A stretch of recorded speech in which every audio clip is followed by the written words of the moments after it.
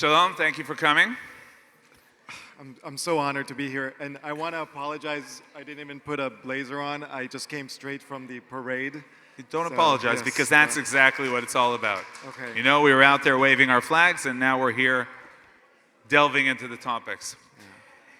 You know, the videos of you confronting the anti-Semites, we'll define them in a moment, at the entrance to the university, as you were speaking and talking to the crowd on the grass there in the campus, they were shared by many, and people were moved by it because they felt that someone is fighting back. When you came and, spoke out, acted, protested, did you feel that it was a big mission, or was it just, what came out of your neshama? Yeah, honestly, when the first video, right, and to be fair, most people didn't see the first video, they saw the second video. That's the video that went viral. But ever since I started speaking out, I didn't see it as a fight. I was just in pain. And I was speaking out from pain, and I was talking about my own pain. And people say, no, you weren't, But if I tell people, go watch that video, what I say, I'm speaking as a dad. I'm speaking as my pain as a dad. And I think what happened was that through luck, or if you believe it might be from some guidance, I tapped into a collective pain. So I was speaking about my pain, and I did not realize how many of us were experiencing the exact same pain. Now, when the riots became something that no news outlet was able to ignore, many said, we knew this was happening. Were you also one of those who said, it's just about to explode, the situation is very dangerous, or you were also surprised to the extent that it came? Yeah, I have many things to say about that. I've learned about American media that they always knew it was happening, but after it's happening, and they never know that it's happening before. Because honestly, no one knew it was happening. Very few people who were writing books about it or writing articles about it knew that it was happening. Most of us, including myself, were caught completely off guard. And the American media, this started on campus at Columbia on October 12th. They started talking about it in April. When I went on media in April, and they asked me, like, where is this coming from? How surprising is this? And I said, no, it's not surprising. You haven't been listening. I've been telling you since October. The Israeli media knew very well what's happening and was on top of it. But if you're a non-Jew somewhere in the Midwest, you wouldn't know about it because the media wasn't telling you. By the way, you say October, so it's important to emphasize, it didn't begin when the ground forces came into Gaza. When did it begin? At Columbia's campus, it began on October 8th. Which means, so while you think about the essence of it, what were they saying? What were they trying to present? So October 8th is when they started writing a letter referring to October 7th as yesterday's event, calling it an historic event. On October 8th, we had a professor, Joseph Massad, who wrote about his jubilation and how awesome it was. So it really started while the massacre was going on, and I think this is something that people don't understand. They are not against war, they are not for peace, they are for Hamas. And they started to celebrate and excuse Hamas while Hamas was still killing civilians in Israel. So, everyone likes to talk about context, they want to talk about the context and everything. Well, before we talk about the context, let's talk about the facts. And that's something that we don't want to talk about because the facts are on our side.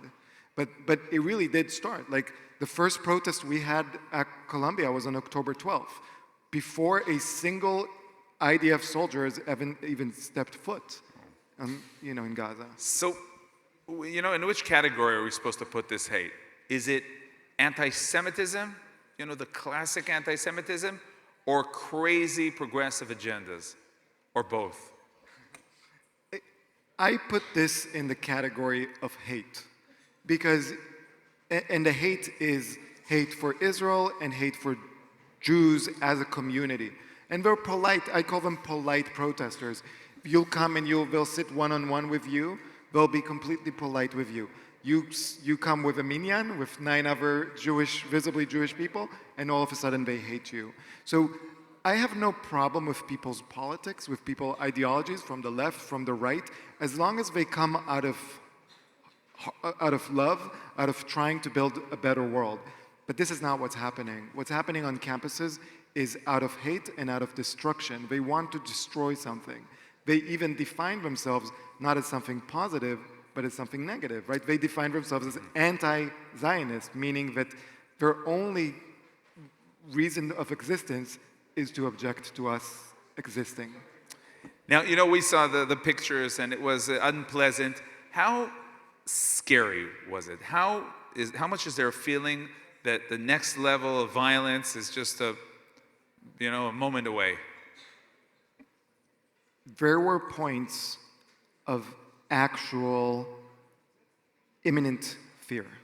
There was one night where things got so, this was in mid-April, things got so out of hand on campus that it was a Saturday night and I stayed up all night because we were trying to figure out how to help the students evacuate their dorms. They were afraid to leave their dorms. They wanted to go home. Their parents were asking them come home. They were worried about evacuating their dorms and being attacked. Another student of mine, not of mine, but another student at Columbia who's from Belgium, and his parents begged him to come home. And he asked me what should he do because his grandmother in Belgium was pushed out of university by the Nazis and they never let her back on. And he was afraid that if I leave now, maybe I don't have a place to come back to. It was a real fear, and there is still a fear.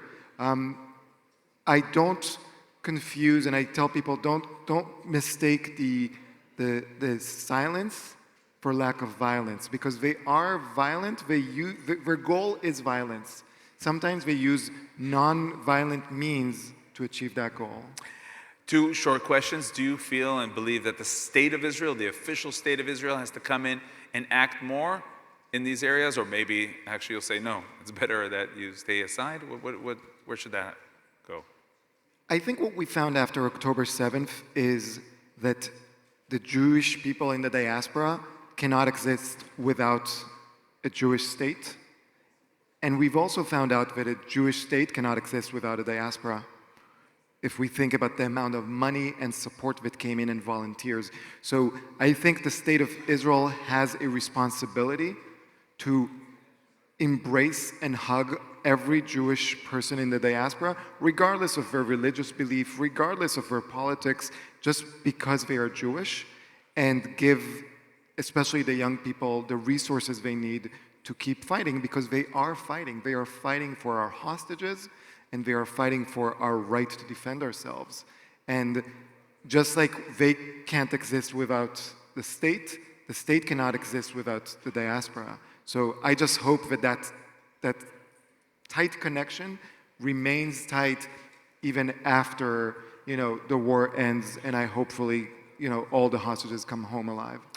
Finally, what's next? I mean, we're talking about now a time that things are a little less out loud, and the volume is lower because the semester has ended.